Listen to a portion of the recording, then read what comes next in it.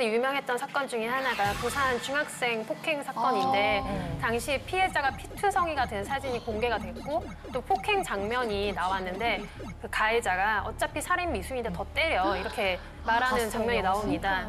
이 장면 때문에 엄청나게 국민들의 충격을 받았고 그 이후에 초등학생을 유기한 다음에 그 토막 내서 살인한 인천 초등생 살인 사건이 있었죠. 저는 기본적으로 이 아이들이 미성숙했기 때문에 그렇다라고 믿고 있지만 어쨌든 결과론적으로 놓고 났을 때 드러나는 결과를 보면 아이들이 자신들이 강하게 처벌받지 않을 것이라는 것도 알면서 그런 나쁜 짓을 하는 것도 저는 맞다고 봐요. 맞아요. 어느 정도 관대한 처벌을 받았기 때문에 이런 게 나왔을까요? 그래서 2004년도에 있었던 이제 밀양 집단 성폭행 사건이라는 것이 이제 대표적인 케이스인데요. 밀양 지역 고교생들이 사실은 한 40명 정도가 중학생을 1년 동안 구금을 하고 성매매를 시키고 금품 갈취하고 성폭행하고 그런데 아무도 처벌을 안 받았다는 거예요.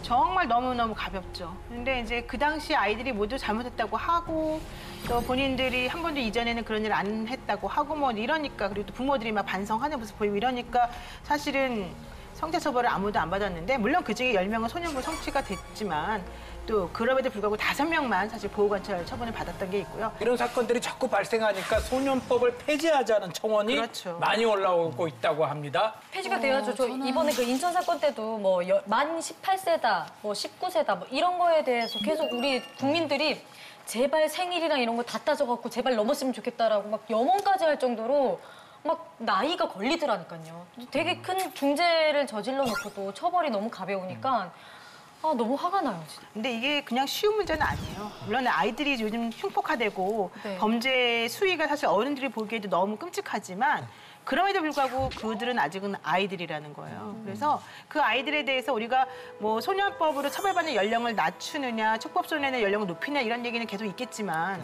그럼에도 불구하고 우리가 그 아이들을 교화하고 이 나라의 결국 미래라고 하는 관점에서 아이들을 봐야 된다라고 하는 건 변함이 없기 때문에 저는 지금 이제 우리가 감정적으로 아이들에 대해서 너무 지나치게 처벌하거나 뭐 표현하거나 이런 건 좀 옳지 않다고 보고 다만 그 점에 대해서 조금 더 논의를 좀 많이 해봤으면 좋겠어요. 뇌과학 같은 데서 밝혀진 거에 따르면 청소년기에는 굳이 자동차를 비교를 하자면 우리 몸에서 엑셀레테, 정신에서 엑셀레테에 해당하는 부분이 먼저 만들어지고 그 다음에 브레이크가 붙는다라는 거예요.